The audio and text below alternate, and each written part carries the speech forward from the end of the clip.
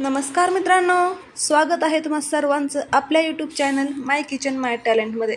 मित्रांनो, आज आपण बनवणार आहोत दिसायला एकदम पांढऱ्या शुभ्र, खायला एकदम टेस्टी आणि बनवायला तर एकदम झटकीपट अशा पटकन होणाऱ्या नारळाच्या वड्या। ओल्या नारळाच्या वड्या बनवण्यासाठी मी इथे घेतलेला आहे एक मोठा नारळ घेतलेला आहे। नारळाची शेंडी काढून घ्यायची आहे पूर्ण आणि त्यामधलं जे पाणी असतं ते पण आपण पूर्ण काढून घेणार आहोत। अगोदर डायरेक्टली जर नारळ फोडला तर ते पाणी वाया जाते, त्यामुळे मी पहिलं नारळातलं पाणी इथे काढून घेतलेलं आहे। हे बघा, पाणी काढून गाळून घ्यायचं आहे, मगच ते पिण्यासाठी योग्य आहे।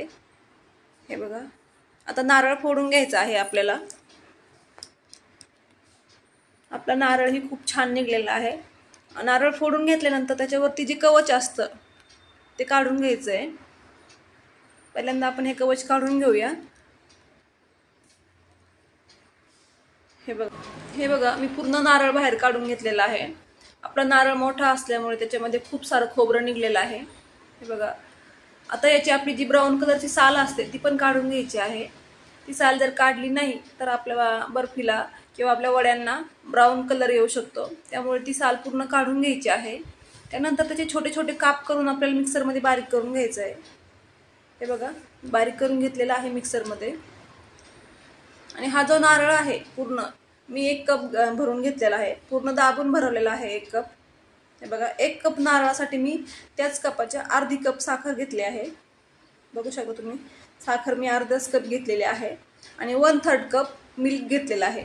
दूध, म्हशीचं दूध आहे हे। याऐवजी तुम्ही ही पण वापरू शकता, फ्रेश क्रीम पण वापरू शकता, आणि नसेल तर तुम्ही मिल्क वापरलं तरी चालेल। बघू शकता।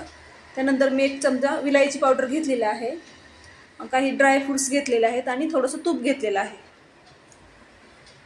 हे बघा, कढईमध्ये तूप टाकून घ्यायचं आहे आपल्याला पहिल्यांदा, आणि आपला जो नारळ आहे तो थोडासा तुपामध्ये परतून घ्यायचा आहे। गॅसची फ्लेम कमीच ठेवायची आहे, नारळ जळू द्यायचं नाही, त्याने आपला बर्फीचा कलर पूर्ण चेंज होऊ शकतो। बघा, छान परतून घ्यायचं आहे। यातलं जे मॉइश्चर असतं ते थोडंसं कमी झालं की आपण यामध्ये दूध टाकणार आहोत। छान परतून घ्यायचं आहे।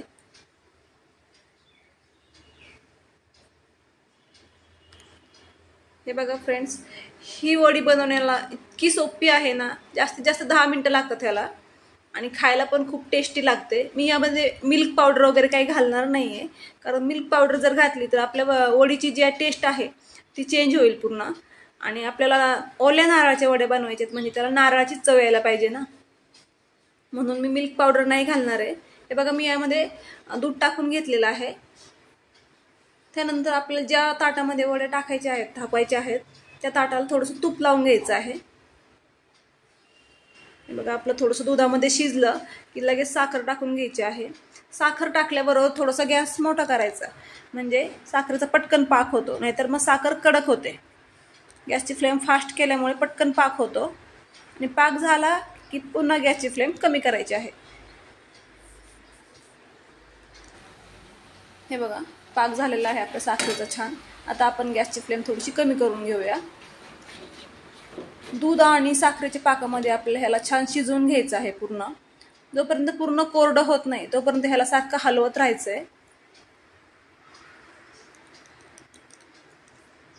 तुम्ही हवे तर ड्राय फ्रूट्स आत्ता पण ॲड करू शकता, पण मी जेव्हा आपण बर्फी वड्या कापणार आहोत ना त्यावेळेस मी वरतून त्याला डेकोरेशन करणार आहे।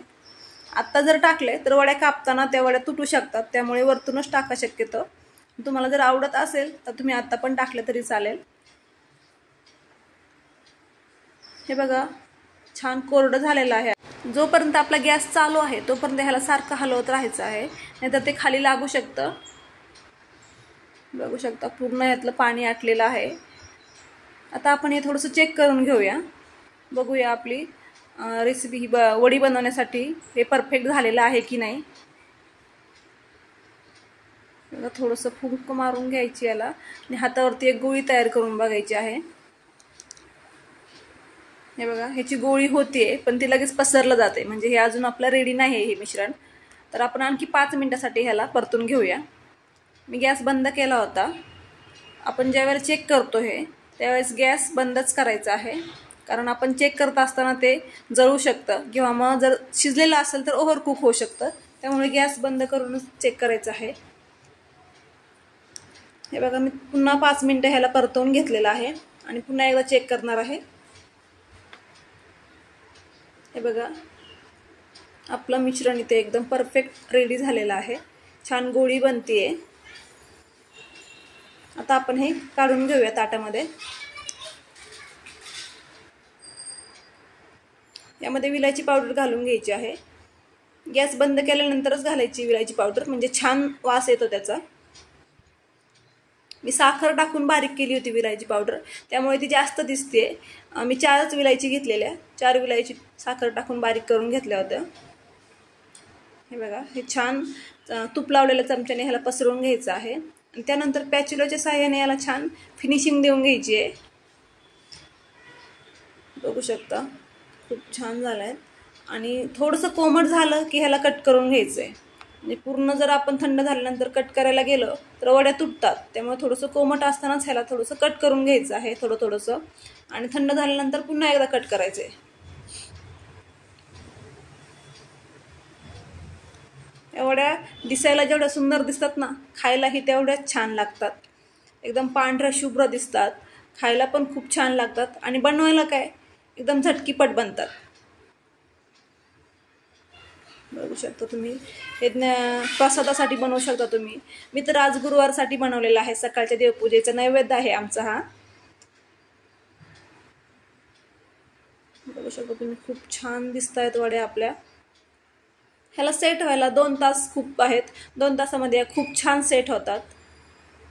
आणि तुम्ही हे फ्रीजमध्ये ठेवून, आपण याच्यामध्ये मिल्क घातलेलं आहे, दूध टाकल्यामुळे जास्त दिवस टिकणार नाही. तर फ्रीजमध्ये जर ठेवल्या तर 2-3 दिवस तुम्ही आरामात खाऊ शकता या. हे बघा खूप छान झालेल्या आहेत आपल्या वड्या. एकदम पांढऱ्या शुभ्र दिसत आहेत आणि खायलाही खूप छान लागणार आहेत. अगदी तोंडात टाकल्या की लगेच विरघळणार आहे.